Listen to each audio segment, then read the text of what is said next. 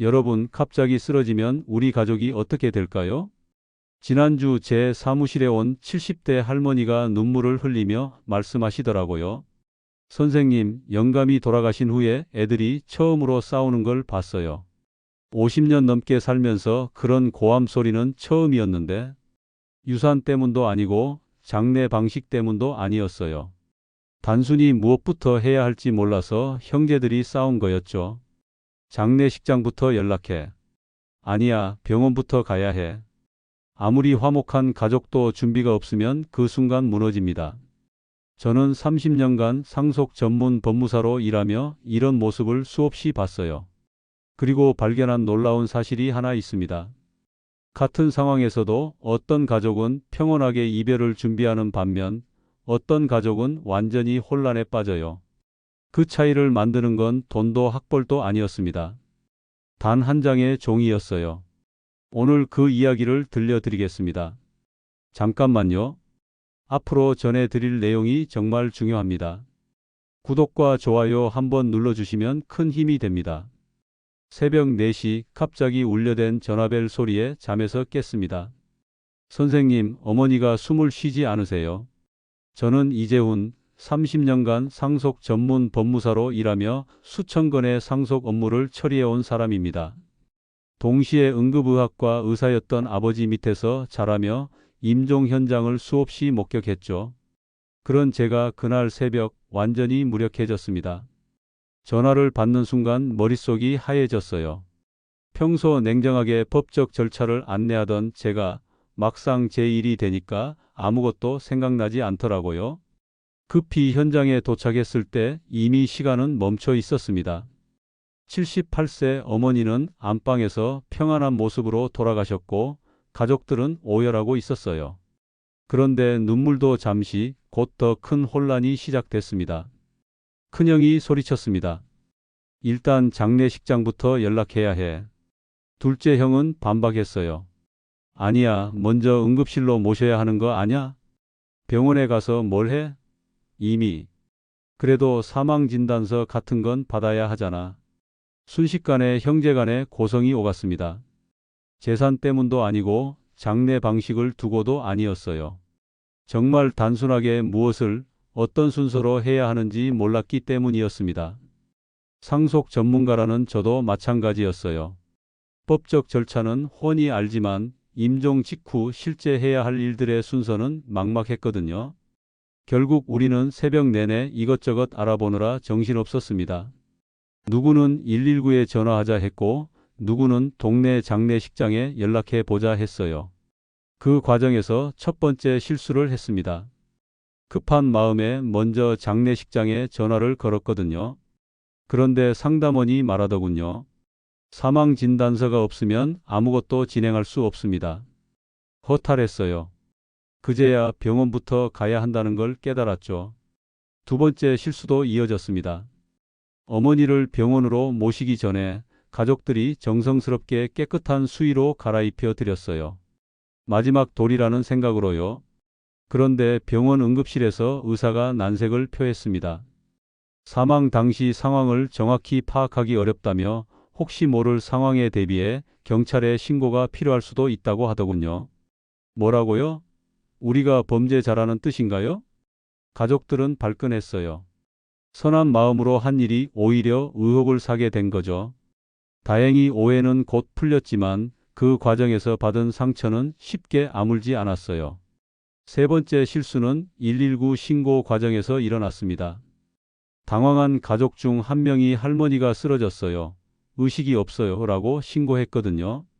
구급대가 도착해서 심폐소생술을 시도하려 하더군요. 이미 평안히 돌아가신 어머니에게 말이에요. 그 장면을 보는 가족들의 마음이 어땠겠어요. 그만해 주세요. 이미 돌아가셨어요. 비명 같은 외침이 응급실에 울려 퍼졌습니다. 결국 우리는 간단히 해결될 일을 하루 종일 끌게 됐어요. 사망진단서 하나 받는 데만 반나절이 걸렸고 장례식장 예약은 원하는 곳이 이미 다 찼더군요.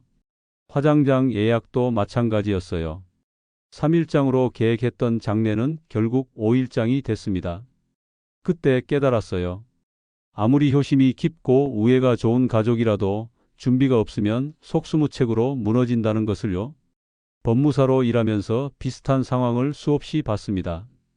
평소에는 화목하던 가족들이 상속 문제로 법정에서 만나는 경우 말이에요. 그런데 대부분 돈 때문이 아니었어요. 미리 대화하지 않았고 준비하지 않았기 때문이었습니다. 임종도 마찬가지더군요. 죽음 자체는 막을 수 없지만 죽음을 맞이하는 방식은 충분히 준비할 수 있거든요. 그날의 혼란을 겪은 후 저는 결심했습니다. 이런 고통을 겪는 가족들이 더 이상 없도록 제가 아는 모든 것을 나누겠다고요. 그날의 혼란을 겪은 후 저는 임종 후 가족들이 겪는 현실을 더 자세히 들여다보기 시작했습니다. 30년간 상속 전문 법무사로 일하면서 수많은 사례를 봐왔지만 이제는 완전히 다른 시각에서 보게 됐거든요. 슬픔 속에서 가족들이 가장 많이 저지르는 실수는 크게 세 가지더라고요. 첫 번째가 바로 장례식장에 먼저 전화하는 것입니다. 당연한 반응이죠. 마음이 급하니까 빨리 고인을 좋은 곳에 모시고 싶어 하거든요. 지난달에 제 사무실로 상담을 받으러 온 김 씨 가족 이야기를 해드릴 겨. 82세 어머니가 집에서 평안히 돌아가신 후 큰아들이 제일 먼저 한 일이 시내 유명한 장례식장에 전화하는 거였어요. 어머니가 돌아가셨는데요. 빈소를 예약하고 싶습니다. 그런데 장례식장 직원이 이렇게 말하더래요. 사망진단서 가지고 계신가요? 그게 없으면 빈소 예약은 물론이고 아무것도 진행할 수 없어요.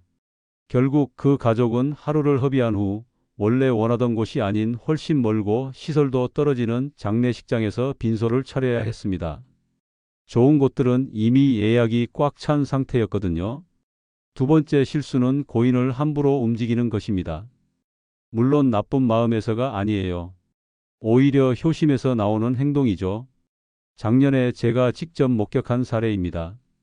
79세 할아버지가 거실 안락 의자에서 신문을 보시다가 그대로 돌아가셨어요.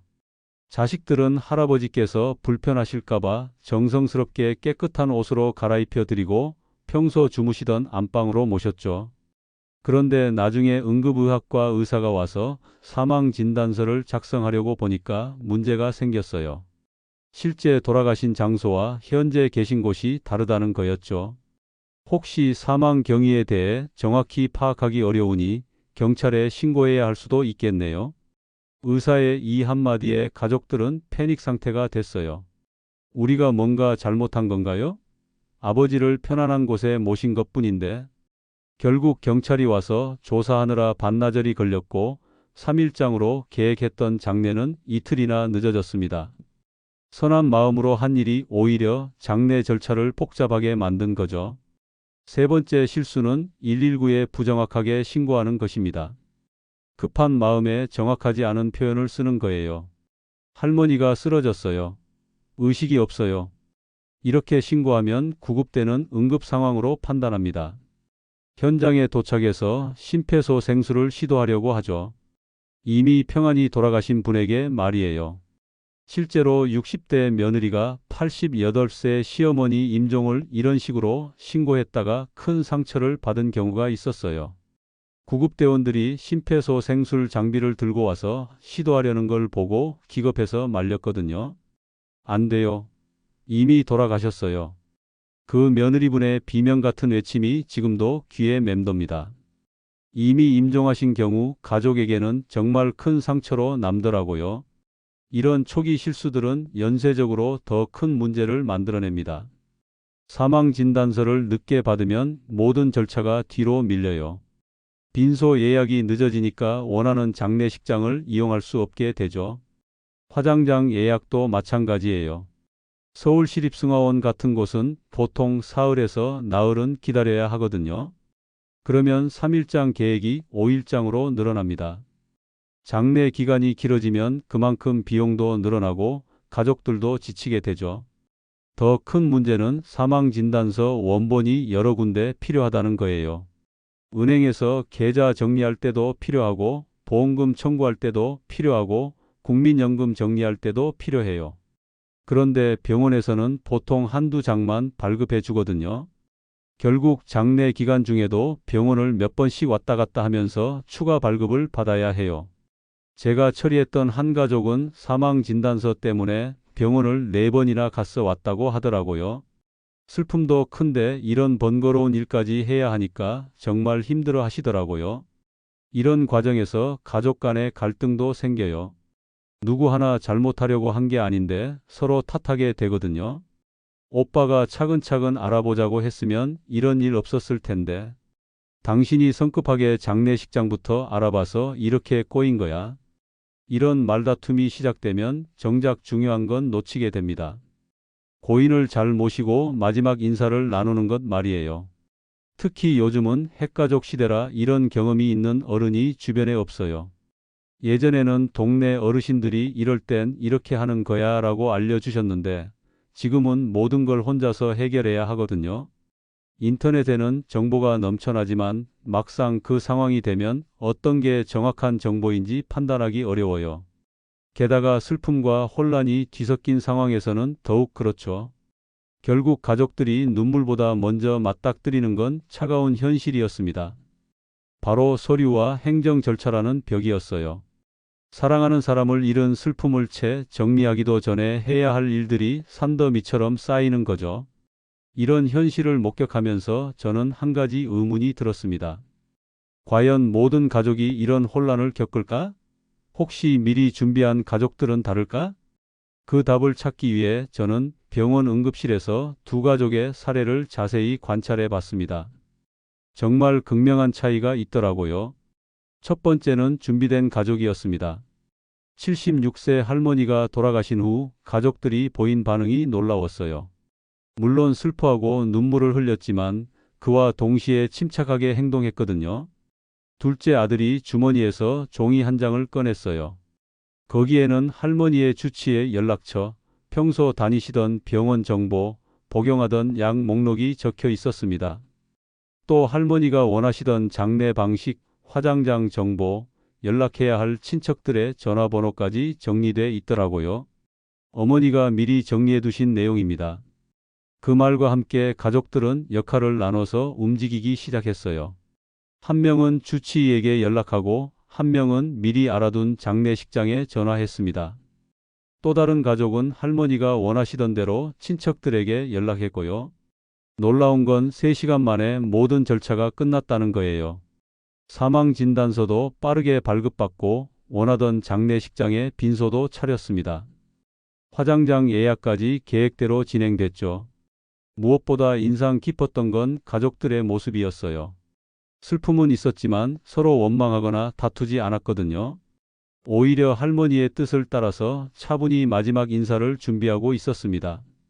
할머니가 미리 다 준비해 주셔서 우리는 편안하게 보내드릴 수 있겠어요.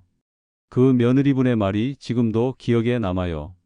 반면 준비 없는 가족의 모습은 정반대였습니다. 81세 할아버지가 돌아가신 후 가족들이 완전히 패닉 상태가 됐거든요. 어떻게 해야 하지? 누구한테 연락해야 하지? 아무도 답을 모르니까 각자 다른 곳에 전화를 걸기 시작했어요. 한 명은 장례식장에, 한 명은 병원에, 한 명은 경찰서에 연락했습니다. 그 결과 더 큰 혼란이 벌어졌죠. 장례식장에서는 사망 진단서가 없으면 안 된다고 했고, 병원에서는 경찰 신고가 먼저라고 했고, 경찰에서는 병원 확인이 우선이라고 했어요. 결국 경찰이 출동하고 사망 진단도 늦어지고 원하던 장례식장은 예약이 마감돼 버렸습니다. 계획했던 3일장은 며칠씩 밀려났고요. 더 안타까운 건 그 과정에서 고인의 상태마저 좋지 않게 됐다는 거예요. 여러 사람들이 드나들고 시간이 오래 걸리면서 할아버지를 제대로 모시지 못했거든요. 가족들은 서로를 탓하기 시작했습니다. 형이 차근차근 알아봤으면 이런 일 없었을 텐데. 당신이 성급하게 여기저기 전화해서 더 꼬인 거 아니야? 결국 가족끼리 원망이 오가면서 장례 분위기 자체가 엉망이 됐어요. 정작 할아버지를 잘 보내드려야 하는데 가족들이 싸우고 있더라고요. 이 두 가족의 차이를 보면서 저는 확신하게 됐습니다. 죽음 자체는 바꿀 수 없지만 죽음을 맞이하는 방식은 준비로 얼마든지 바꿀 수 있다는 것을요. 그 준비의 핵심은 바로 평안 상자라고 부르는 것입니다. 이름은 거창해 보이지만 사실 아주 간단해요. 종이 봉투 하나면 충분하거든요. 평안 상자에는 4가지가 들어 있어야 합니다. 먼저 의료 정보예요.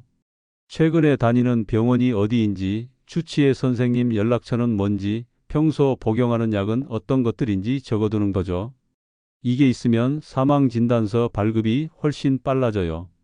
두 번째는 나의 마지막 소망입니다. 장례를 어떻게 치르고 싶은지, 종교는 뭔지, 장기기증이나 연명의료에 대한 의견은 어떤지 미리 적어두는 거예요. 가족들이 고민할 필요 없이 본인 뜻대로 진행할 수 있거든요. 세 번째는 가족을 위한 서류들이에요. 가족관계 증명서, 보험이나 통장 정보, 자동이체로 나가는 돈들이 어떤 게 있는지 정리해 두는 거죠. 이게 없으면 나중에 상속 과정에서 엄청 힘들어져요. 네 번째는 연락망입니다.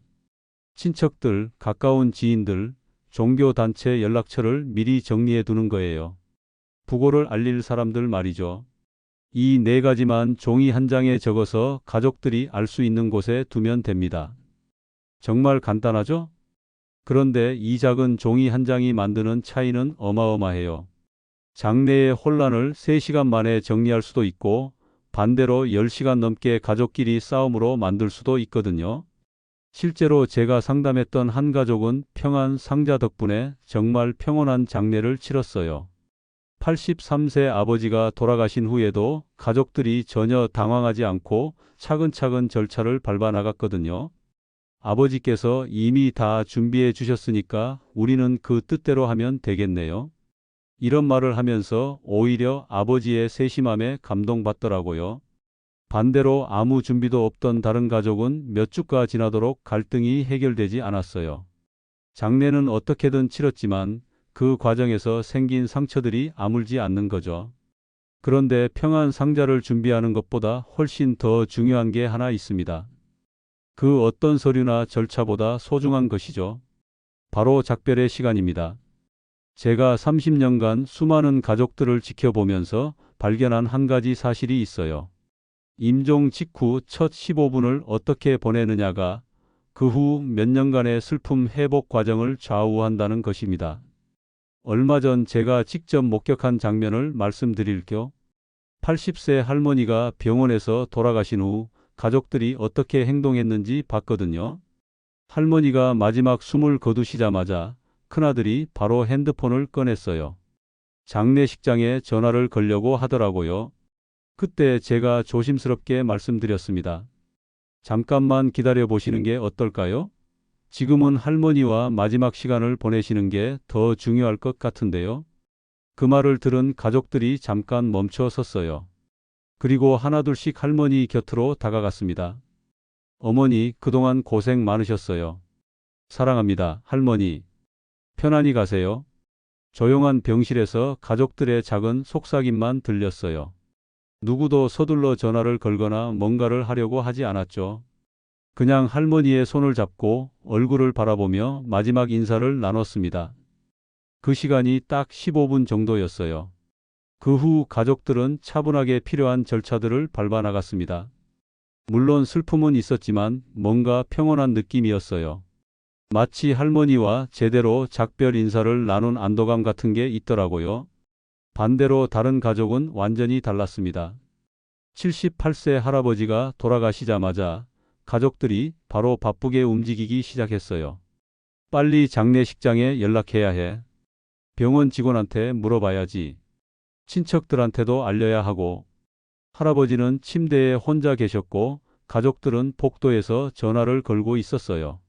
정작 할아버지와 마지막 시간을 보내는 사람은 아무도 없었죠. 몇 달 후 그 가족을 다시 만났을 때 여전히 후회하고 있더라고요. 그때 아버지께 마지막 인사도 제대로 못 드린 것 같아서 마음이 아파요. 이런 말을 하시면서 눈물을 흘리시더라고요. 많은 연구들이 보여주듯이 사랑하는 사람을 잃은 후 제대로 작별 인사를 나눈 가족들은 슬픔에서 회복하는 속도가 훨씬 빠릅니다. 반대로 급하게 서둘러서 마지막 시간을 놓친 가족들은 오랫동안 후회와 죄책감에 시달리게 되죠. 그래서 저는 꼭 말씀드리고 싶어요. 임종 직후에는 전화기를 들지 마세요. 딱 15분만 고인의 손을 잡고 마지막 말을 전해주세요.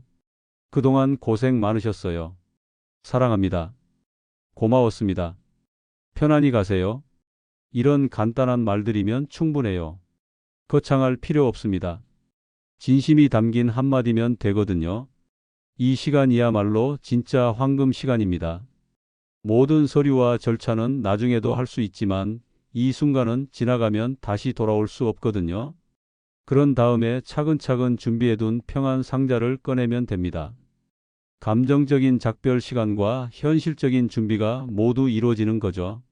지금까지 제가 경험한 바로는 죽음이라는 건 크게 두 개의 영역으로 나뉘더라고요. 하나는 감정의 영역이고 하나는 기술의 영역입니다. 감정의 영역은 슬픔, 그리움, 사랑 이런 것들이죠. 이건 아무리 준비해도 피할 수 없어요. 사랑했던 만큼 슬플 수밖에 없거든요. 하지만 기술의 영역은 다릅니다. 어떤 서류가 필요하고 어떤 절차를 밟아야 하고 누구에게 연락해야 하는지 이런 것들은 미리 준비할 수 있어요. 많은 가족들이 이 두 영역을 구분하지 못해서 힘들어하는 것 같아요. 감정적으로 힘든 상황에서 복잡한 절차까지 동시에 처리하려고 하니까 더 어려워지는 거죠. 그래서 미리 준비하는 게 중요한 거예요. 기술적인 부분은 평상시에 차근차근 준비해두고 정작 그 순간이 되면 감정적인 부분에만 집중할 수 있도록 말이죠. 제가 지금까지 본 바로는 이렇게 준비한 가족들은 정말 다르더라고요. 고인도 존엄하게 떠나시고 남은 가족들도 후회 없이 작별을 준비할 수 있거든요. 작은 서류봉투 하나, 어색하더라도 나눈 대화 한 번이 훗날 가장 큰 혼란 속에서도 가족을 지켜주는 등대가 됩니다. 바다에서 길을 잃은 배를 안전한 항구로 이끌어주는 것처럼 말이죠. 죽음은 끝이 아닙니다. 인생을 아름답게 완성하는 마침표예요. 그 마침표를 조용하고 평안하게 찍을 수 있도록 준비하는 것, 그게 고인에게는 존엄을 선물하는 일이고 남겨진 가족에게는 치유를 선물하는 일입니다. 준비라는 게 거창한 건 아니에요. 종이 한 장에 적은 메모, 가족과 나눈 짧은 대화, 이런 작은 것들이 만드는 변화는 정말 크거든요. 오늘 집에 돌아가시면 한번 생각해 보세요. 우리 가족은 준비가 되어 있나? 혹시 그날이 오면 서로 원망하며 시간을 보내지는 않을까? 그런 걱정이 든다면 지금이 바로 시작할 때입니다. 평안 상자를 만들고 가족과 이야기를 나누세요. 어색하더라도 힘들더라도 말이에요. 그것이야말로 가족 모두에게 줄 수 있는 가장 큰 사랑의 선물일 테니까요. 이 영상 끝까지 시청해 주셔서 진심으로 감사합니다. 여러분의 구독과 좋아요는 더 많은 분들에게 이 소중한 건강 정보를 전하는 데 큰 힘이 됩니다. 앞으로도 여러분의 건강한 삶을 위한 따뜻한 지혜로 함께 하겠습니다. 감사합니다.